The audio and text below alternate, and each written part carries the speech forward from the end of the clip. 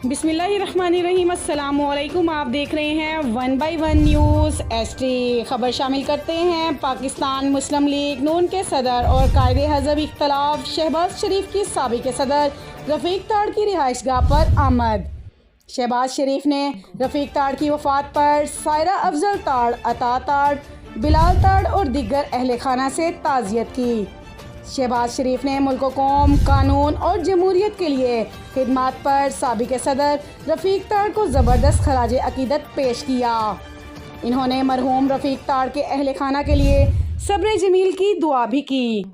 एक बार फिर आपको लिए चलते हैं पाकिस्तान मुस्लिम लीग नून के सदर और कायदे हज़ब इख्तलाफ शहबाज शरीफ की साबिक़ सदर रफ़ीक ताड़ की रिहाइशगाह पर आमद।